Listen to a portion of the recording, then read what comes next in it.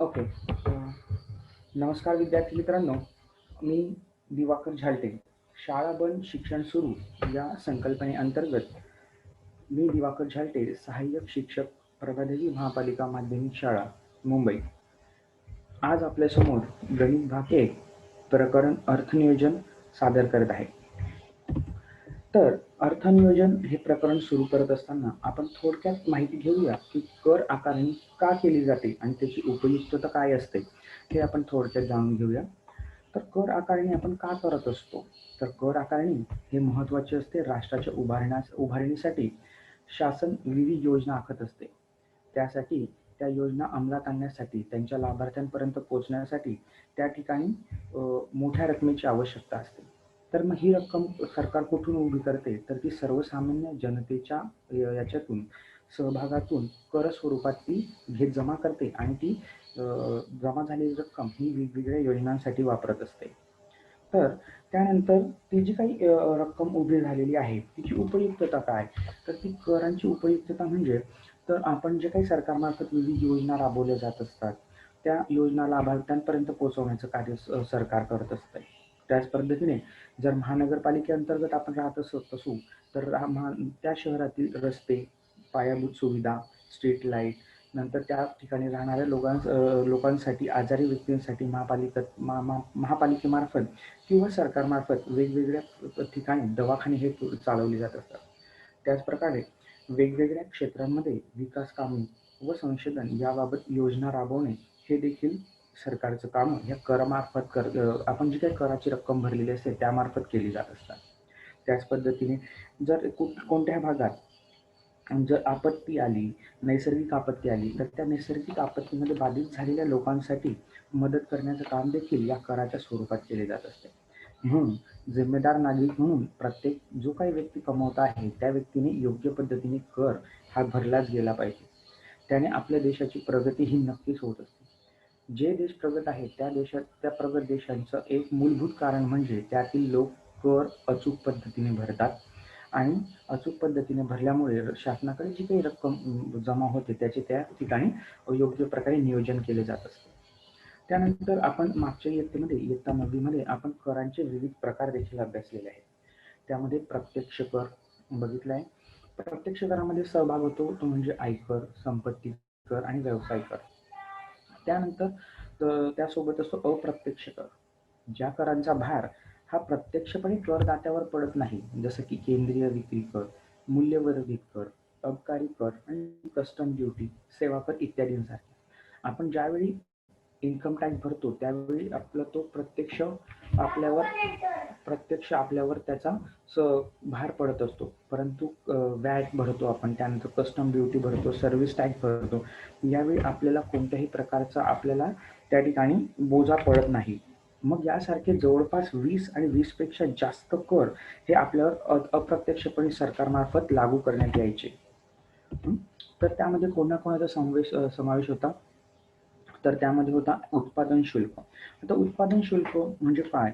तर उत्पादन शुल्क म्हणजे आपण ठराविक एखादी काही वस्तू तयार करत असू, तर ती वस्तू तयार करण्यासाठी उत्पादनकर्त्याला म्हणजे कारखानदाराला काही ठराविक रक्कम ही जमा करावी लागत असायची. ती वस्तू प्रोडक्ट करत आहे म्हणून. त्यानंतर सर्व्हिस टॅक्स. ज्या पद्धतीने सेवा पुरवल्या जातात, जसं की डॉक्टर, शिक्षक हे या अशा व्यक्ती ह्या सेवा पुरवत असतात, सेवा प्रोव्हाइड करत असतात सर्वसामान्य जनतेसाठी. तर त्या व्यक्तींसाठी सेवा कर हा सरकारमार्फत जमा केला जातो. त्यानंतर आहे सीमा शुल्क, म्हणजेच थोडक्यात कस्टम ड्युटी. जर तुम्ही एखादी वस्तू परदेशातून तुम्ही आणली आणि तुम्हाला जर आपल्या भारतामध्ये त्याला वापरायची असेल, तर तुम्हाला सीमा शुल्क म्हणजे आपण दुसऱ्या देशाची सीमा ओलांडून ती आपल्या देशात आणत आहोत, त्याचा टॅक्स तुम्हाला भरावा लागतो. त्यानंतरच ते आपल्याकडे वापरण्यास त्याची परमिशन असते. त्यानंतर आहे केंद्रीय अधिभार व उपकर, म्हणजेच केंद्रीय अखत्यारीत याचा सहभाग झालेला असतो. केंद्र सरकार ठरवणार की यावर कोणत्या गोष्टीवर अधिभार लावावा आणि उपकर लावावा, अशा प्रकारचे कर हे आपल्यावर लादलेले असतात. त्यानंतर आहे वॅट टॅक्स. वॅट टॅक्सही आपल्याला भरावा लागतो. ऐश आराम कर. हा देखील आपल्याला भरावा लागतो. ऐश आराम कर म्हणजे काय? आता सर्वसामान्य आपण, तुम्ही, आम्ही सर्वच सामान्य माणूस किंवा कोणीही जर एखाद्या लक्झरियस हॉटेलमध्ये 3 स्टार, 5 स्टार, 7 स्टार हॉटेलमध्ये जर गेलात, तर आपण ज्या ठिकाणी वास्तव्य केलं किंवा आपण त्या ठिकाणी जेवण केलं, रेस्टॉरंटमध्ये जेवलो, खाल्लं, तर त्या ठिकाणी आपल्याला सर्व या सुविधा या खूप लॅविश असतात, खूप ऐशोआरामाच्या सुविधा असतात. तर त्या उपभोगल्या म्हणून आपल्याला त्या ठिकाणी एक अतिरिक्त कर हा भरावा लागतो. त्याचप्रमाणे जर तुम्ही एक परिवारासोबत, मित्रमैत्रिणींसोबत जर तुम्ही मूव्ही बघायला गेलात, तर ज्यावेळी तुम्ही मूव्ही बघायला जाल, त्यावेळी तिकीट खरेदी कराल, त्यावेळी त्या तिकिटामध्ये तुम्हाला जर तुम्ही त्या तिकिटाचं निरीक्षण केलं किंवा तिकीट बघितलं, तर त्यामध्ये जो काही रेट असतो, जो काही टॅक्स असतो, त्याच्यावर सरकारमार्फत करमणूक कर म्हणजे एंटरटेनमेंट टॅक्स हा आकारला जात असतो आणि त्यामुळे तिकिटाची किंमत ही वाढलेली असते. त्यानंतर आहे जकात कर. आता जकात कर बंद आहे, परंतु समजा एक्स या एका शहरातून दुसऱ्या वाय या शहरामध्ये जर आपलं एखादी प्रोडक्ट विकण्यासाठी किंवा कच्चा माल कारखान्यासाठी नेत असतो, तर त्या वस्तूंवर वजनानुसार आणि त्याच्या याच्यानुसार, संख्येनुसार त्यावर जकात कर हा शहरामध्ये एंट्री होण्यासाठी आकारला जात असे. त्याशिवाय त्या गाडीला किंवा त्या मालाला त्या शहरात प्रवेश दिला जात नसे. तशाच प्रकारचे केंद्रीय विक्री कर आहेत, अधिकचे सीमाशुल्क आहे आणि विशेष सीमाशुल्क असे वेगवेगळे अप्रत्यक्ष कर हे सर्वसामान्य व्यक्तींकडून हे जमा केले जात होते. परंतु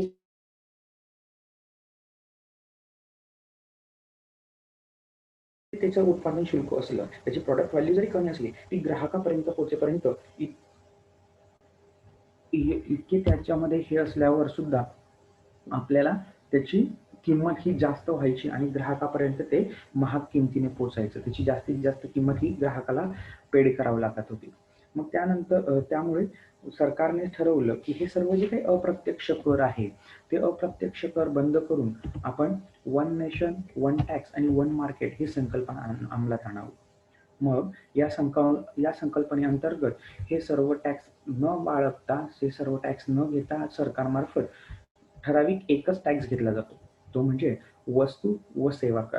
तर आपण आज या पाठामध्ये वस्तू व सेवा कर या संदर्भात अधिक माहिती घेणार आहोत. तर सर्वात पहिले आपण बघूया या वस्तू व सेवा कर म्हणजे हे काही वेगवेगळे जे काही टॅक्स होते, central tax, service tax, lottery tax, additional excise duty, नंतर entertainment tax, special additional duty, हे सर्व टॅक्स एकत्र होऊन कशामध्ये कन्वर्ट झालेले आहे, जीएसटी मध्ये या ठिकाणी ते कन्वर्ट झालेले आहे. तर हे वन नेशन, वन टॅक्स आणि वन मार्केट ही संकल्पना जीएसटी मध्ये आलेली आहे. त्यानंतर आपण थोडक्यात त्याचा इतिहास बघणार आहोत. इतिहास यासाठी बघणार आहोत की जर काही विद्यार्थी इन फ्युचर 10वी 12वी नंतर बँकेच्या एक्झाम देतील, कॉम्पिटेटिव्ह एक्झाम देतील किंवा काही इतर परीक्षांसाठी याचा उपयोग त्यांना नक्कीच होईल. सर्वांनी व्यवस्थित ऐकायचं आहे. आपल्या देशामध्ये वर्ष 2010 पासून जीएसटी कर प्रणालीसाठी अभ्यासगट कार्यरत आहे, पण त्यासाठी सरकार आणि विरोधी पक्ष यामध्ये कधीही एकमत होऊ शकले नाही. त्यामुळे जीएसटी आपल्या देशात उशिराने अंमलात आणला गेला. सन 2016 मध्ये 122वे संविधान संशोधन बिल संसदेत आणले गेले आणि त्यानंतर लोकसभेमध्ये ते मांडल्यानंतर 3 ऑगस्ट 2016 रोजी ते लोकसभेमध्ये संमत करण्यात आले. लोकसभेनंतर ते राज्यसभेकडे गेले आणि राज्यसभेने त्याला 8 ऑगस्ट 2016 रोजी मंजुरी दिली. लोकसभा, राज्यसभा यानंतर त्या वेळ आली ती म्हणजे ती जे काही हे होतं बिल होतं ते इतर राज्यांकडे पाठवले, सर्व राज्यांकडे पाठवले गेले आणि सर्व राज्यांची संमती आवश्यक असते. तर त्या राज्यांनी वेगवेगळ्या 15 राज्यांनी त्याला संमती पुरवली. यामध्ये सर्वात पहिले आसाम या राज्याने त्याला मान्यता दिली होती आणि बाकी इतर राज्यांनी त्यामध्ये थोड्या तरतुदी हे करून, त्यामध्ये थोडेफार करेक्शन सांगून त्याला संमती दर्शवली. त्यानंतर राष्ट्रपती महोदयांनी 8 सप्टेंबर 2016 रोजी हे जीएसटीचे बिल संमत केले. त्यानंतर 1 जुलै 2017 रोजी देशभरामध्ये जीएसटी लागू करण्यात आले. जीएसटी लागू करण्यात आल्यानंतर आपण बघणार आहोत जीएसटीचे फायदे काय आहे. आता अगोदरचे आपण टॅक्सेस बघितले की अप्रत्यक्ष 20पेक्षा जास्त कर आपण वेगवेगळ्या स्वरूपात आपण भरत होतो. त्यामुळे जे काही वस्तूंची किमती होत्या त्या जास्त होत्या. असे वेगवेगळे अशा याच्यामुळे त्यांना आपल्याला त्या ठिकाणी भरपूर सारे लॉस होते. ते आता जीएसटीमध्ये रेक्टिफाय झाले आहेत आणि आता आपल्याला वेगवेगळे त्याचे फायदे आहेत. तर विविध अप्रत्यक्ष कर संपुष्टात आले. त्यानंतर व्यापाऱ्यांसाठी राज्यनिहाय नोंदणी करण्यात आली.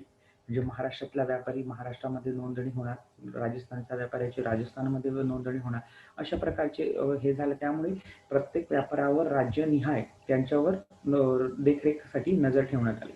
त्यानंतर व्यवहारात पारदर्शकता निर्माण झाली. या अगोदरचे जे काही टॅक्स होते ते भरपूर स्वरूपाचे असल्यामुळे त्याच्यावर व्यवस्थित लक्ष न ठेवलं जायचं नाही. त्यामुळे काय व्हायचं, तर व्यापाऱ्याकडे जर त्याची उलाढाल ही 15 लाखाची असेल तर तो फक्त 5 लाखाची उलाढाल दाखवायचा आणि 5 लाखावरच तो टॅक्स भरायचा. परंतु त्याची उलाढाल होती 15 लाखाची, म्हणजे तो 10 लाखाचा टॅक्स हा वाचवत होता. जीएसटीमुळे हा तो फायदा झाला की व्यवहारामध्ये पारदर्शकता निर्माण झालेली आहे. त्यामुळे व्यापाऱ्यांनाही त्याचा फायदा आहे आणि सरकारलाही त्याचा फायदा आहे. त्यानंतर वेगवेगळ्या करांवर कर या पद्धतीमध्ये जीएसटी कर प्रणालीमध्ये भरावे लागत नाही.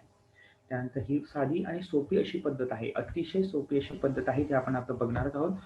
त्यानंतर ही प्रणाली तंत्रज्ञान आधारित असल्याने तत्काळ निर्णय घेण्यास मदत होत असते.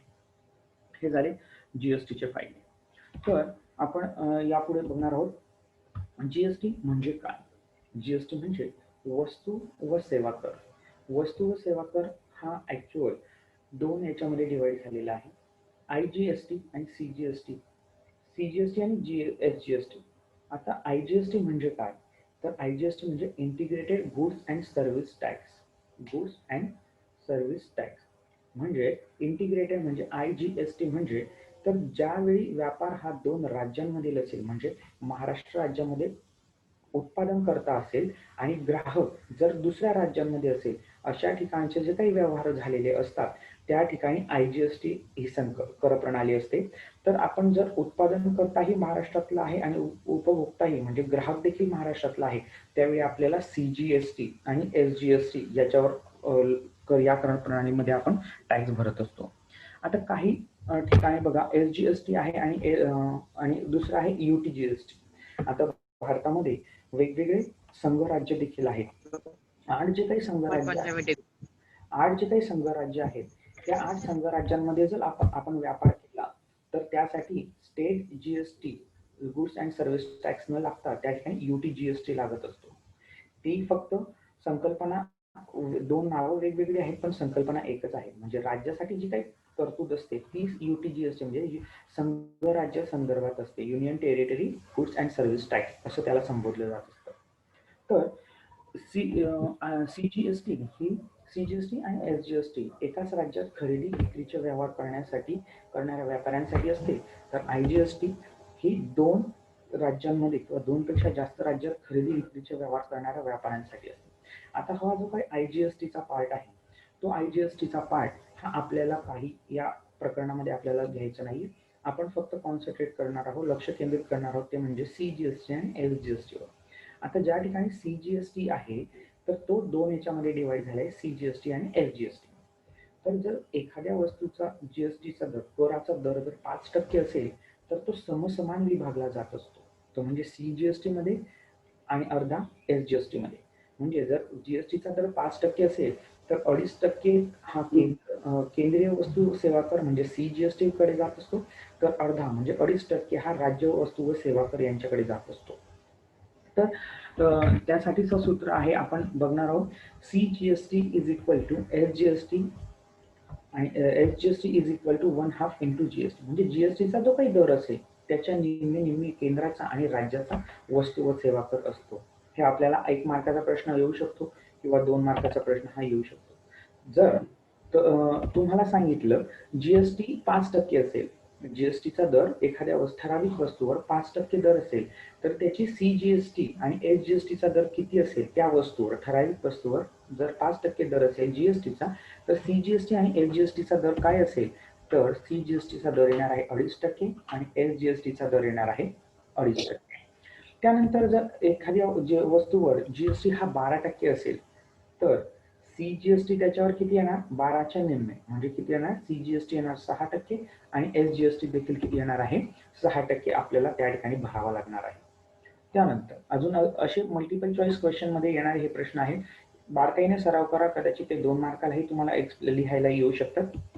जर आता आपल्याला सीजीएसटी न देता जर आपल्याला जीएसटी न देता जर आपल्याला सीजीएसटीचा रेट दिला असेल आणि जीएसटीचा रेट विचारला असेल, म्हणजे केंद्र वस्तू व सेवा कर जर दिला असेल तो 9% असेल, तर स्टेट राज्य एसजीएसटीची व्हॅल्यू किती येणार आहे, ती देखील 9% येणार आहे. आणि त्यामुळे जीएसटी हा सीजीएसटी आणि एसजीएसटीचा डबल असतो, म्हणजे जीएसटीची रक्कम दर किती येणार आहे, 18%ने आपल्याला दर जीएसटीचा लागू करण्यात येणार आहे. त्याच पद्धतीने जर आपल्याला एसजीएसटी दिला असेल 14%, जीएसटी जर दिला असेल 14%, तर सीजीएसटीचा रेट देखील किती येणार आहे, 14% आणि जीएसटीचा रेट येणार आहे 28% दर आपल्याला जीएसटीचा लागू करावा लागणार आहे. आता या ठिकाणी तुम्ही म्हणत असाल की एका ठिकाणी जीएसटीचा दर 5% आहे, एका ठिकाणी 12% आहे, एका ठिकाणी 18% आहे आणि एका ठिकाणी 28% आहे. मग हे ज्या काही वस्तूची वर्गीकरण करण्यात आलेले आहे आणि त्या वस्तूंच्या वर्गीकरणावरून केंद्र सरकारने याचे दर वेगवेगळ्या वस्तूंचे वेगवेगळे जीएसटी ठरवून देण्यात आलेला आहे. तो आपण या प्रकरणात कालांतराने पुढे बघणारच आहोत. त्यापुढे आपण आता बघूया सध्या की कर बीजक, सर्वात महत्वाचा भाग यामध्ये म्हणजे तो आहे कर बीजक. आता कर बीजक हे बघत असताना कर बीजक म्हणजे काय, तर एखादी वस्तू ज्यावेळी आपण दुकानातून घेत असतो, त्या दुकानातून घेतलेल्या वस्तूचं बिलाचं जर तुम्ही निरीक्षण केलं तर त्या बिलाच्या टॅक्स इनव्हॉइस मध्ये तुम्हाला वेगवेगळ्या गोष्टी तुम्हाला दिसतात. आपण कधी त्या बघतच नाही, गेलो आपण बिल पैसे दिले, वस्तू घेतली, बिलाची घडी केली की खिशात ठेवून देतो, पण त्यामध्ये आपण काय आहे काय नाही हे आपण कधीही बघत नाही. तर आज आपल्याला त्याचा अभ्यास करायचा आहे. तर कर बीजक म्हणजे काय, सर्वात पहिले आपण बघूया वस्तू खरेदीचा टॅक्स इनव्हॉइस नमुना. तर आता या ठिकाणी सप्लायर आहे, म्हणजे तो दुकानदार आहे. दुकानदाराचं नाव आहे A to Z sweet mart, 143 Shivaji रास्ता, मुंबई 400001 महाराष्ट्र, हा त्याचा ॲड्रेस आहे. त्यानंतर मोबाईल नंबरचा उल्लेख केलेला आहे आणि ईमेल आय डीचा सुद्धा त्यांनी उल्लेख केलेला आहे. त्यानंतरचा महत्त्वाचा भाग आहे तो म्हणजे इनव्हॉइस नंबर, म्हणजे बिल क्रमांक. तर बिल क्रमांक हे प्रत्येक दुकानदारावर ते वेगवेगळ्या क्रमाने तो देऊ शकतो, परंतु इनव्हॉइस डेट देखील ती जी असेल तीच, परंतु तुम्हाला एक राईट हँड साईडला एक कोड दिसत असेल, एक कोड तुम्हाला दिसत असेल तो म्हणजे GSTIN, हा एक कोड तुम्हाला दिसत असेल. हा कोड आपल्याला नवीन आहे की याचा अर्थ काय, हा कुणासाठी असतो, याचा उपयोग काय, हे आपण पुढे बघूया. तर त्याचा उपयोग वगैरे आपण पुढे बघूया. आता हा पुढचे 2 कॉलम बघा. पहिला आहे सिरियल नंबर, त्यानंतर आहे HSN कोड. HSN कोड मध्ये आपल्याला त्या ठिकाणी दिसतं आहे की हा टोटल भाग नवीन आहे. HSN कोड म्हणजे काय, आपण तर घेतलेले आहेत पेढे, नेम ऑफ प्रॉडक्ट काय आहे, पेढे, घेताना आपण पेढे घेतले, पण हा HSN कोड काय आहे तर तो आपण बघूया. हे बिलामध्ये नवीन नवीन काय आहे ते आपण फक्त आता बघतो आहोत, त्यानंतर आपण याची डिटेल घेणार आहोत. आता पेढ्यांची किंमत आहे 400 रुपये प्रति किलो, म्हणजे 1 किलो जर पेढे घ्यायचे झाले तर आपल्याला 400 रुपये द्यावे लागणार आहे. परंतु आपल्याला क्वांटिटी किती घ्यायची आहे, तर ती घ्यायची आहे 500 ग्राम, म्हणजे अर्धा किलो, म्हणजे 1 किलोला 400 रुपये, तर अर्धा किलोला आपल्याला टॅक्सेबल अमाऊंट किती होणार आहे, 200 रुपये आपल्याला पे करावा लागणार आहे.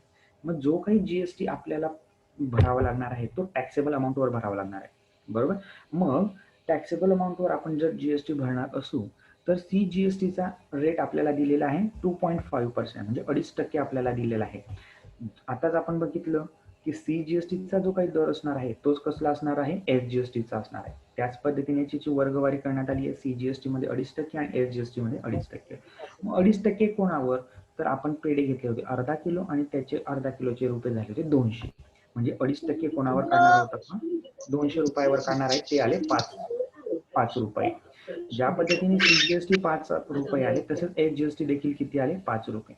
मग आपण टॅली करताना ज्यावेळी आपण बेरीज करणार आहोत त्यावेळी कोणाकोणाची बेरीज करणार, तर ही जी काही टॅक्सेबल अमाऊंट आहे 200 त्यानंतर हा जो काही CGST चे 5 रुपये आणि त्यानंतर SGST चे 5 रुपये, टोटल 200 अधिक 5 अधिक 5 म्हणजे टोटल आहे 210 रुपये. म्हणजे जर आपण 500 ग्राम अर्धा किलो जर पेढे घेतले तर आपल्याला किती रुपये द्यावे लागणार आहे? 210 रुपये त्या ठिकाणी आपल्याला पे करावे लागणार आहे. त्यानंतर आयटम आहे दुसरं. मुलांना तिथे गाईडलाईन करतात की दाखले इकडे द्या तिकडे द्या. त्यानंतर आपण आता चॉकलेट बघणार आहोत. आता चॉकलेट साठीचा कोड बघा, हा वेगळा आहे या ठिकाणी 210 आणि 669 आणि पेढ्यांचा कोड होता वेगळा, तर तो पुढे बघूया. एका चॉकलेटची किंमत आहे 80 रुपये. त्यामध्ये एकच चॉकलेट येणार आहे किंवा एक बार येणार आहे. तर एक बार येणार आहे म्हणजे टॅक्सेबल अमाऊंट किती झाली, ज्यावर कर प्राप्त रक्कम किती झाली, तर 80 रुपये झाली. ठीक आहे. मग 80 रुपयावर जीएसटी किती आहे चॉकलेटवर, तर ती आहे 28%. त्यातले 14% CGST साठी आणि 14% SGST साठी आपल्याला भरावं लागणार आहे. मग 80 रुपयावर 14%नुसार किती रुपये होतात, तर ते होतात 11 रुपये 20 पैसे. 11 रुपये 20 पैसे. मग त्यासाठी आपण ज्यावेळी आपण बिल काढणार आहोत, बिल आपण ऍडिशन करणार आहोत, त्यावेळी बिल कोणाकोणाची ऍडिशन करणार? टॅक्सेबल अमाऊंट म्हणजे 80 रुपये आणि CGST चे 11 रुपये 20 पैसे आणि SGST चे 11 रुपये 20 पैसे. म्हणजे 80 रुपयाची चॉकलेट तुम्हाला किती रुपयाला मिळणार आहे? या ठिकाणी 102 रुपये 40 पैशांना ते मिळणार आहे. त्यानंतर पुढचं उदाहरण आपण बघूया, आईस्क्रीम आहे. पुढचं एक प्रॉडक्ट अजून घेतलेलं आहे, ते आहे आईस्क्रीम. आईस्क्रीम मध्ये काय, आईस्क्रीमचा कोड काय दिलेला आहे आपल्याला? आईस्क्रीमचा कोड दिलेला आहे 2105. 2105 कोड आपल्याला त्या ठिकाणी देण्यात आलेला आहे. आणि त्यानंतर किती रुपयाला ते आईस्क्रीम मिळत आहे? 200 रुपयाला. एक पॅक आहे 200 रुपयाला. त्या पॅकमध्ये अर्धा किलो आहे आणि ते 200 रुपयाला. आपल्याला एकच पॅक हवा आहे म्हणजे टॅक्सेबल अमाऊंट किती झाली? 200 रुपये. जर असे 2 पॅक असते तर एक पॅक 200 ला आहे, तर म्हणजे 2 पॅकची रक्कम किती झालेली असते? 400 रुपये झाली, राईट. तर मग आपल्याला एकच पॅक हवा आहे, त्याची रक्कम आहे 200 रुपये आणि त्यावर जीएसटी आहे टोटल 18% आणि CGST किती झाला मग? 9% आणि SGST पण किती झाला? 9%. मग 200 रुपयावर 9% जर आपण कॅल्क्युलेट केली तर CGST ची रक्कम येणार आहे 18 रुपये. 30 SGST ची रक्कम देखील येणार आहे.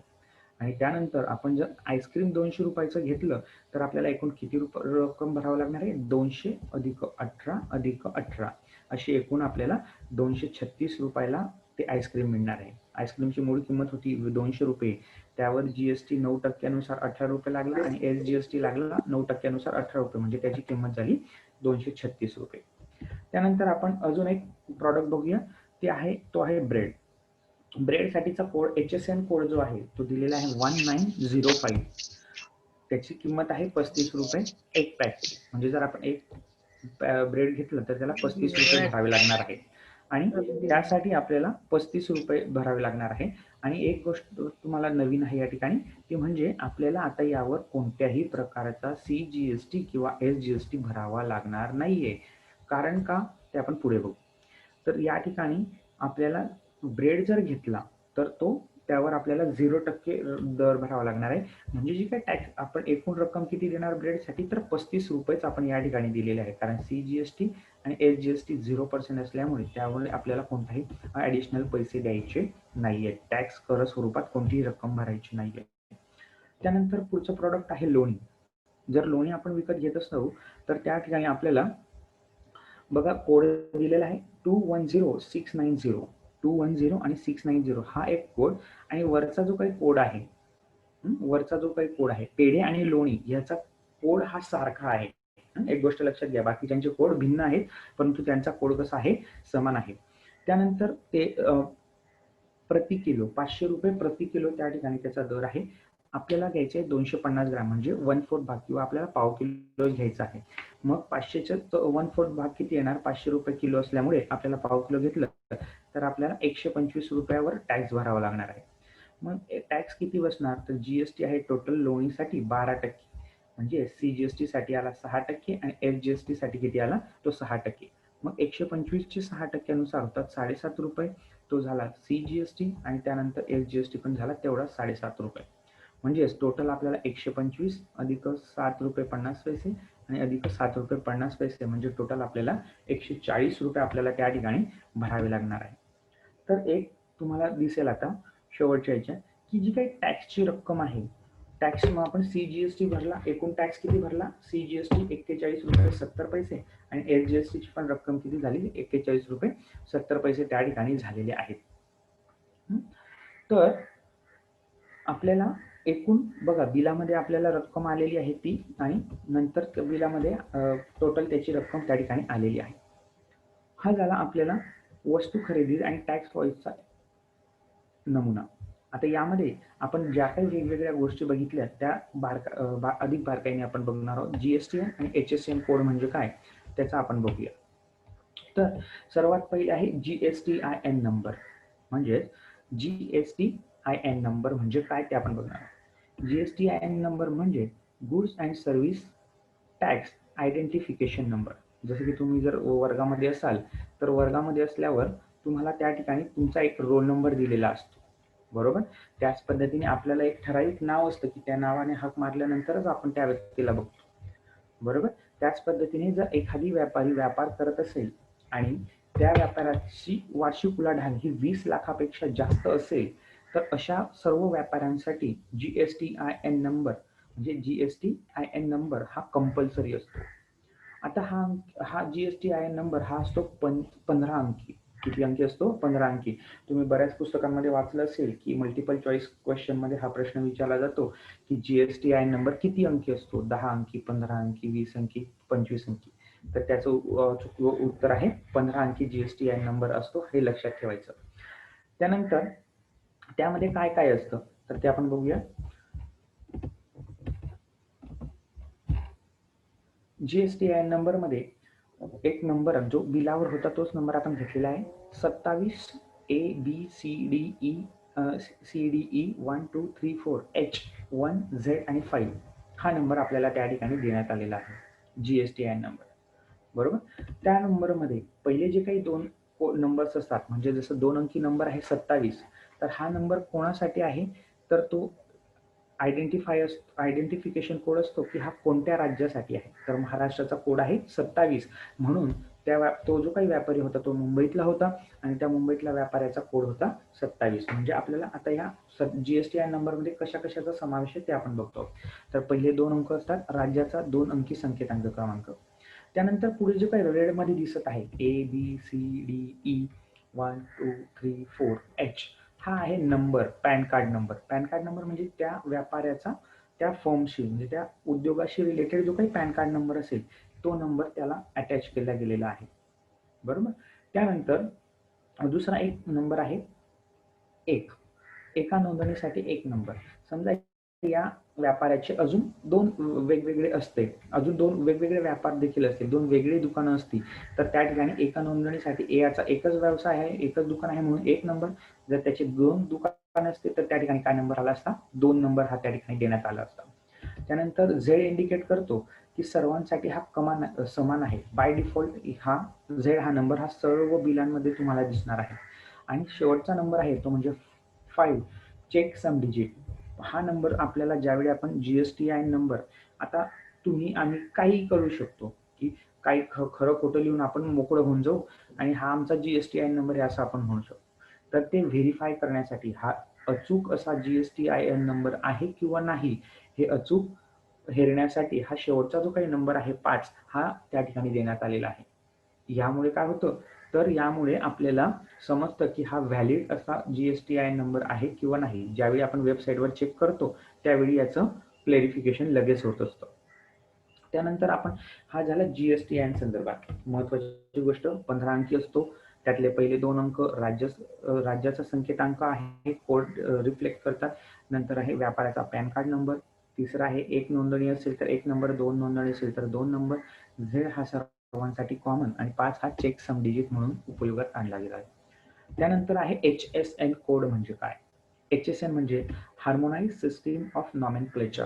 म्हणजे बघा मागच्या एका बिलामध्ये आपण बघितलं होतं लोण्यासाठी वेगळा कोड होता, दुधासाठी वेगळा होता, चॉकलेटसाठी वेगळा होता आणि 2 याच्यासाठी पहिलं आणि शेवटचं जे काही बिल होतं प्रॉडक्ट होतं त्याच्यासाठी एकच प्रकारचा कोड होता. तर ते का तर तो HSN कोड यामुळे होता की सरकारने त्याची वर्गवारी केलेली आहे, वर्गीकरण केलेलं आहे. अचूक असं वर्गीकरण केल्यामुळे तो प्रोडक्ट कोणत्या कोडमध्ये संदर्भात आहे ते आपल्याला लगेच समजू शकतं. आपल्याला म्हणजे ज्या ठिकाणी आपण तर एक वस्तू घेतो, 2 वस्तू घेतो, परंतु व्यापाराला ते अचूक पद्धतीने लगेच समजण्यासाठी त्याची वर्गवारी केलेली आहे आणि प्रत्येक प्रॉडक्टला वेगवेगळं कोड त्या ठिकाणी देण्यात आलेला आहे. आता तुम्ही ज्यावेळी बाहेर जाल, एखादी एक उपक्रम आपण शेवटी घेऊया, त्यावेळी तुम्हाला सांगतो. ज्यावेळी बिल वगैरे आपण घेतो त्यावेळी त्याचं निरीक्षण करा. त्यामध्ये प्रत्येक गोष्टीसाठी वेगवेगळा कोड हा दिलेला असतो. बरोबर. हा झाला HSN कोड संदर्भात. ज्यावेळी आपण वस्तू विकत घेणार आहोत त्यावेळी HSN कोड येणार आहे. म्हणजे हे वस्तूच्या वर्गवारीतील विशिष्ट क्रमांक म्हणून HSN कोड आहे. तसाच SAC कोड असतो, सर्व्हिस अकाउंटिंग कोड हा असतो. तो कशासाठी असतो? हे आपण सेवा उपभोगली, जर एखादी सेवा गेली, रेस्टॉरंटमध्ये गेलो आपण आणि रेस्टॉरंटमधून जर आपण चहा, कॉफी, मेदूवडा वगैरे घेतला तर त्या कोडसाठी त्या बिलामध्ये HSN कोडच्या ऐवजी काय असणार आहे? SAC कोड असणार आहे. ते आता नेक्स्ट बिलामध्ये आपल्याला दिसेलच. पण वस्तू ज्यावेळी उपभोगणार आपण, वस्तू ज्यावेळी खरेदी करणार आहोत त्यावेळी HSN कोड वापरायचा आणि ज्यावेळी सेवा उपभोगणार आहोत त्यावेळी आपण आपल्याला SAC कोड बिलामध्ये दर्शवणार आहात. ठीक आहे. तर आपण एक नमुना आहे सेवा पुरवल्याचा, एक पुढचा नमुना आहे सेवा पुरवल्याचा या ठिकाणी आपल्याला देण्यात आलेला आहे. तर मग सेवा पुरवल्याचा इन टॅक्स इनव्हॉइस नमुना आपण आता बघणार आहोत. ॲज युजुअल त्यामध्ये त्या फर्मचं नाव आहे आहार सोनेरी, खेड शिवापूर पुणे. इनव्हॉइस नंबर आता बघा त्या ठिकाणी बिल नंबर काय होतं? GST/110 आणि या ठिकाणी आहे इनव्हॉइस नंबर 58 असं आपल्याला दिलेलं आहे. बरोबर. हे इनव्हॉइस नंबर 58 आपल्याला दिलेला आहे. मोबाईल नंबर आहे, त्याचप्रमाणे ईमेल सुद्धा आपल्याला त्या ठिकाणी देण्यात आलेला आहे. इनव्हॉइस डेट आपल्याला या ठिकाणी आहे आणि GSTIN हा नंबर सुद्धा आपल्याला या ठिकाणी देण्यात आलेला आहे. बरोबर. तर आता या ठिकाणी बघा काय काय कॉमन असणार आहे. तर तुमचं फर्मचं नाव, फर्म नेम असणं आवश्यक आहे, त्यांचा मोबाईल नंबर असणं आवश्यक आहे, ईमेल ॲड्रेस असणं आवश्यक आहे, इनव्हॉइस नंबर किती नंबरचा आहे ते आवश्यक आहे, बिल कधीचं आहे ते आवश्यक आहे आणि तुमचा GSTIN नंबर प्रत्येक बिलावर येणं गरजेचं आहे. या काही कॉमन गोष्टी आहेत की त्या जर तुम्हाला सांगितलं की ठराविक माहिती दिली असेल आणि त्यावरून बिल तयार करा जर तुम्हाला सांगितलं तर या 4 ते 5 गोष्टींचा समावेश त्या ठिकाणी तुम्हाला करावा लागणार आहे. बरोबर. आता बघा आपल्याला हा कोणता बघतो आहोत? पण सेवा पुरवल्याचा टॅक्स इनव्हॉइस बघत आहोत. राईट. सेवा पुरवल्याचा टॅक्स इनव्हॉइस आपण बघतो आहोत. म्हणून मी आताच बोललो की SAC कोड आलेला आहे. काय आलेला आहे या ठिकाणी? SAC कोड त्या ठिकाणी अंतर्भूत झालेला आहे. आणि ज्यावेळी आपण वस्तू घेतलेल्या होत्या त्यावेळी HSN कोड त्या ठिकाणी आलेला होता. त्यामध्ये आहे फूड आयटम. आपण कॉफी घेतली समजा तर त्याचा कोड आहे 9963. किती क्वांटिटीमध्ये घेतली? एक कॉफी घेतली, त्याचा रेट आहे ₹20. म्हणजेच टॅक्सेबल अमाऊंट, टॅक्स कितीवर कॅल्क्युलेट करणार आहोत आपण? ₹20 टॅक्स कॅल्क्युलेट करणार. मग त्या कॉफीसाठी GSTचा दर आहे 5%. म्हणून CGST झाला 2.5% आणि SGST पण काय झाला? 2.5%. मग 2.5% जर दर त्या ठिकाणी होत असेल तर आता बघा 2.5%वर 50 पैसे आपल्याला टॅक्स भरावा लागतो. ते आपण बघूया. समजा कॉफी आपल्याला आहे ₹20चे 2.5% कसे काढायचे? तर 20 गुणिला 2.5 छेद 100 बरोबर. आपण जर 00 कॅन्सल केला 00 कॅन्सल केला तर 2 गुणिला 2.5 म्हणजेच येणार 5/10 म्हणजेच ₹0.50 म्हणजे तो किती पैसे टॅक्स आला आपल्याला? 50 पैसे टॅक्स आला. 50 पैसे टॅक्स आपल्याला भरावा लागणार आहे.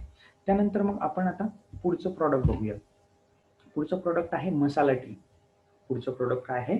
मसाला टी. आता याचाही समावेश SAC कोड काय आहे? सेम आहे 9963. कारण तसं वर्गवारी करण्यात आलेली असेल आणि त्यांना समान कोड देण्यात आला असेल. मसाला टी आहे, क्वांटिटी 1, त्याचा रेट आहे 10 म्हणजेच टॅक्सेबल अमाऊंट किती झाली? ₹10. जर मसाला टी 2 क्वांटिटी असती तर टॅक्सेबल अमाऊंट किती झाली असती? 20%. किती झाली असती? ₹20 आपल्याला त्या ठिकाणी भरावं लागेल. आता या ठिकाणी CGST आपल्याला ब्लँक सोडलेला आहे. SGST आपल्याला किती दिलेला आहे? 2.5%. 2.5% म्हणजेच आपल्याला CGST पण किती येणार आहे? 2.5% आपल्याला CGST भरावा लागणार आहे. आपण अगोदरच बघितलं जो CGSTचा दर असतो तो SGSTचा असतो आणि जो SGSTचा असतो तो CGSTचा असतो. म्हणजे याचा पण आपल्याला किती दर भरावा लागणार आहे? 2.5%. मग ₹10चे 2.5% आपण बघूया. मसाला टीसाठी ₹10चे 2.5% किती येणार? तर 10 गुणिला 2.5 छेद 100 बरोबर. तर 10ने जर आपण या ठिकाणी भाग दिला, 10ने जर आपण या ठिकाणी भाग दिला 100ला, 10 एके 10 आणि 10 गुणिले 10 100 म्हणजे आले 10. 2.5 divided by 10. 2.5 divided by 10 is equal to रुपये 0.25. म्हणजेच आपल्याला 10 रुपयावर 2.5 नुसार किती टॅक्स भरावा लागणार आहे? 25 पैसे टॅक्स भरावा लागणार आहे. मग आपण या ठिकाणी किती लिहिणार आहोत? 25 पैसे 0.25. 0.25 पैसे आपल्याला त्या ठिकाणी भरावं लागणार आहे. बरोबर. तर त्याच पद्धतीने आपण आता पुढची हे बघूया. फूड आयटम काय मागवलेला आहे तो देखील 9963 मध्ये त्याला कोड अलॉट करण्यात आलेला आहे. तो आहे मसाला डोसा. मसाला डोसा आहे, त्याला किती क्वांटिटी मागवलेल्या आहेत? त्याच्या 2 क्वांटिटी त्या ठिकाणी मागवण्यात आलेल्या आहेत. जर 2 क्वांटिटी मागवलेल्या असतील तर एका याची 60 रुपये किंमत असेल, एका याची 60 रुपये किंमत असेल तर 2 डोसांची किंमत किती होणार आहे? 120 रुपये. म्हणजे टोटल टॅक्सेबल अमाऊंट म्हणजे टॅक्स आपण किती रुपयांवर कॅल्क्युलेट करणार आहोत? 2.5% 120 रुपयांवर टॅक्स कॅल्क्युलेट करणार आहोत. त्यामुळे जीएसटी किती आहे त्यावर देखील 2.5% आहे. सीजीएसटी जर दिलेला आहे आपल्याला 2.5% म्हणजेच एसजीएसटी पण किती झाला? 2.5% आणि टोटल जीएसटी किती झाला? 5% झालेला आहे. मग आपण 120 रुपयावर 2.5% आपण काढूया. मसाला डोसासाठी रुपये 120चे 2.5% आपण बघूया. 120 गुणिले 2.5 छेद 100 म्हणजे 12 गुणिले 0.25 त्यांचा गुणाकार केला तर आपल्याला मिळतं 3 रुपये आपल्याला मिळत आहे. म्हणजेच आपल्याला 120 रुपयाचे किती रुपये भरावं लागणार आहे? बिल टॅक्स किती भरावा लागणार आहे? 3 रुपये आपल्याला त्या ठिकाणी भरावं लागणार आहे. म्हणजे सीजीएसटी अमाऊंट आली 3 रुपये आणि एसजीएसटी अमाऊंट पण किती आली? 3 रुपये. बरोबर. एवढी रक्कम आपल्याला आता या ठिकाणी भरावी लागणार आहे. मग जर आपण टोटल करायला गेलो तर आपण याची टोटल केली समजा.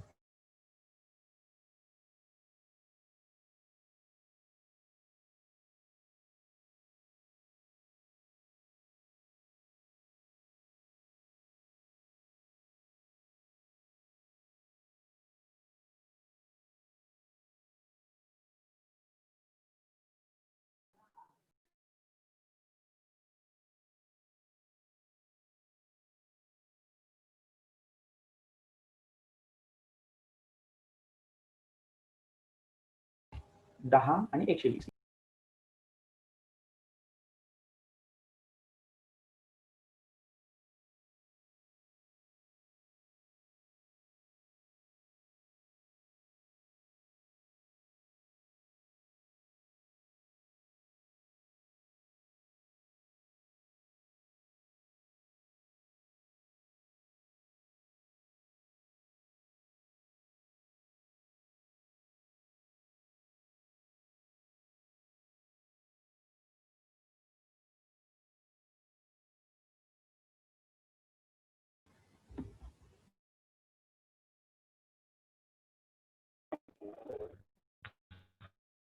टोटल 3 रुपये 75 पैसे आपण भरलेले आहेत. बरोबर.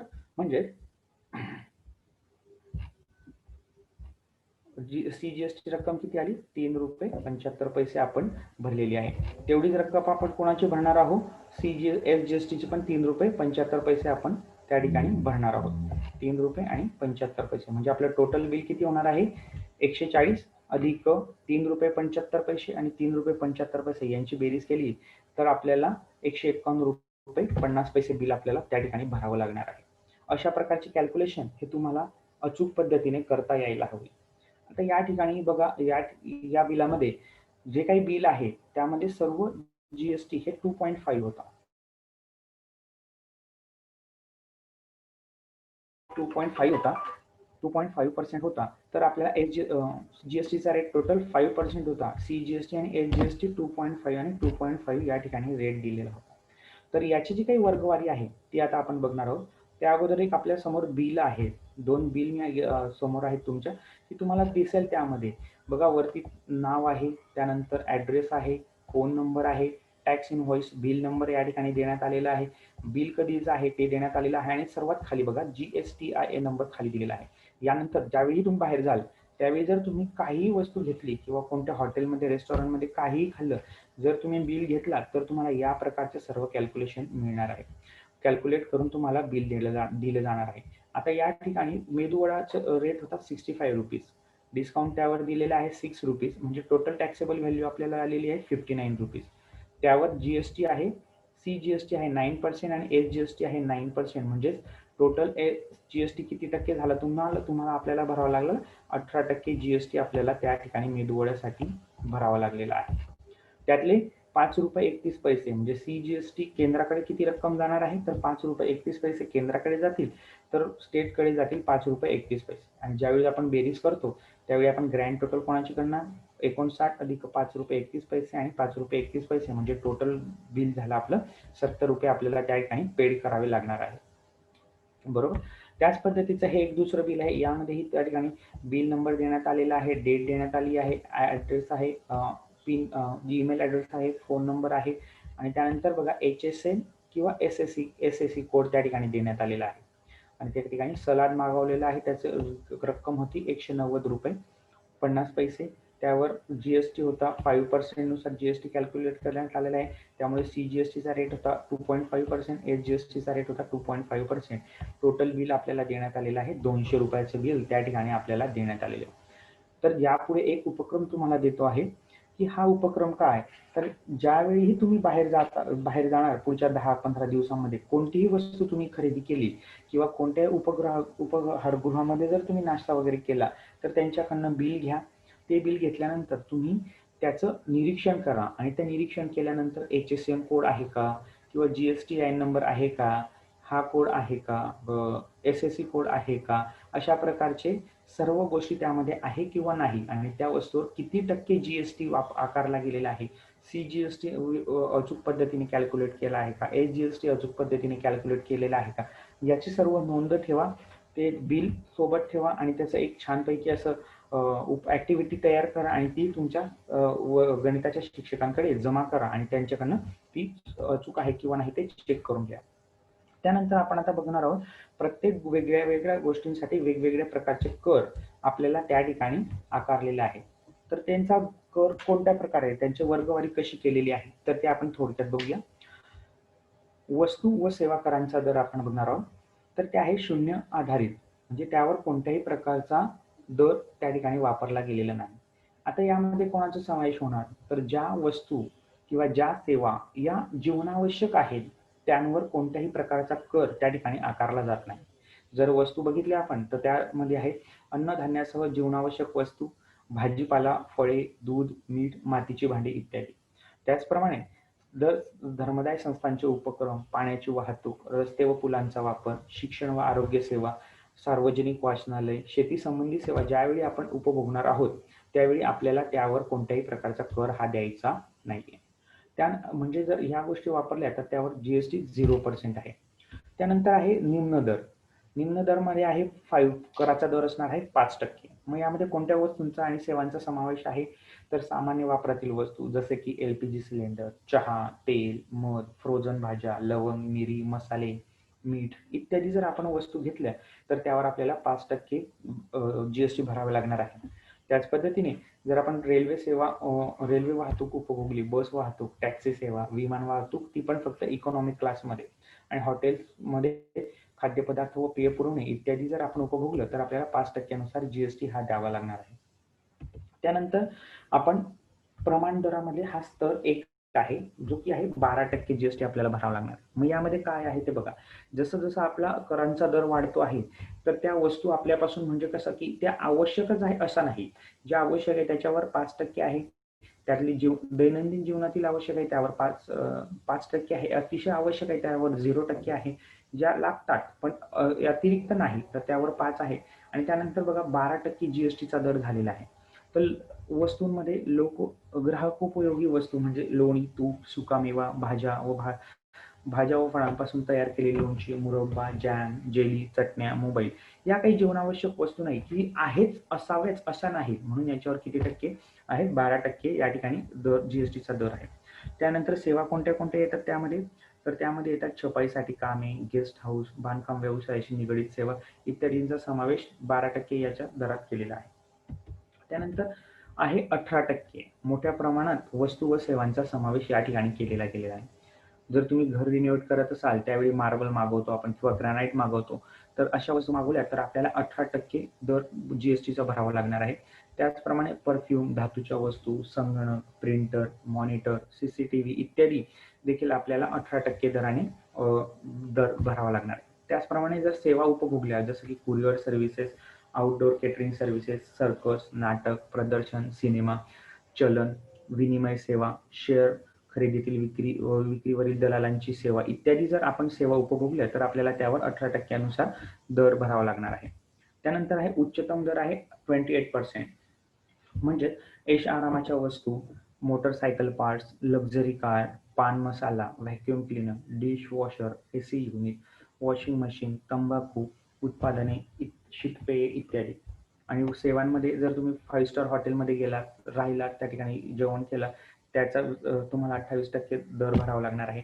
Amusement park, water park, theme park, casino, race course, IPL सारखे खेळ जर तुम्ही घेतले तर त्यासाठी तुम्हाला 28% कर भरावा लागणार आहे. आणि त्याच पद्धतीने विमान वाहतूक सेवा जर तुम्ही बिझनेस क्लासमध्ये केली तर तुम्हाला त्या ठिकाणी 28% दराने GST हा भरावा लागणार आहे. तर हे झालं आपलं जे काही वर्गवारी शासनाने गव्हर्नमेंटने आपल्याला दिलेले आहे त्यानुसार 0%, 5%, 12%, 18% आणि 28% मध्ये. आता ज्यावेळी 5% जर GST असेल तर 2.5% केंद्राकडे जाणार रक्कम आणि 2.5% राज्याकडे जाणार. जर उच्चतम दर्जामध्ये 28% वाली दर असेल वस्तूचा तर 14% रक्कम ही सेंट्रल गव्हर्नमेंटकडे जाईल आणि 14% रक्कम राज्य सरकारकडे त्या ठिकाणी येणार आहे. अशा प्रकारची वर्गवारी आहे. तुम्हाला जो काही उपक्रम सांगितलेला आहे त्यानुसार तुम्हाला एक लक्षात येईल. तो उपक्रम जर तुम्ही केला तर तुम्हाला त्यावरून समजेल की कोणत्या वस्तूंचा समावेश कोणत्या गटामध्ये केलेला आहे. आणि हा जो काही चार्ट आहे हा तुम्हाला पाठ करावा लागेल किंवा लक्षात ठेवावा लागेल. एक गोष्ट लक्षात ठेवायची, एकदम दैनंदिन जीवनातली गोष्ट ती हवीच आहे अशी कंडिशन असेल तर त्यावर 0% आहे. आणि जसे जसं आपण तिचा उपयोग हा कमी कमी होत जाईल की नको नसलं तरी चालतं. तुम्ही हॉटेलमध्ये येऊ शकतात आणि 5 स्टार हॉटेलमध्ये जेवू शकता. जर तुम्ही साध्या हॉटेलमध्ये जेवलात तर ऑब्व्हियस त्यावर GST कमी आहे. आणि जर तुम्ही ऐशो आरामाच्या 5 स्टार हॉटेलमध्ये जेवलात तर त्या ठिकाणी तुम्हाला जास्त कर भरावा लागणार आहे. मग ह्या ज्या वस्तूंचा उपयोग ज्या ज्या पद्धतीने आहे त्यानुसार त्याची वर्गवारी करण्यात आली आहे. त्यानुसार तुम्हाला ते लक्षात ठेवता येईल. तर आपण आजच्या पाठामध्ये जीवनात आवश्यक असा नवीन घटक 2017 पासून आपल्या सर्वांच्या जीवनात आलेला आहे तो म्हणजे GST. ही गोष्ट GST हा एक घटक तुम्हाला तुमच्या आयुष्यामध्ये पावलोपावली सामना करावा लागणार आहे.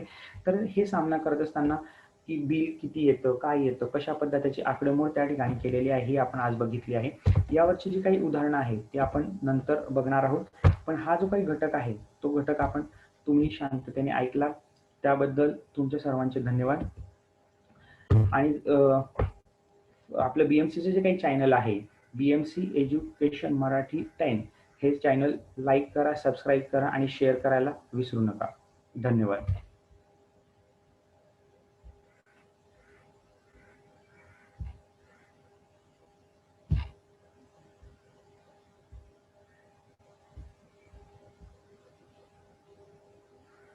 Sir hello.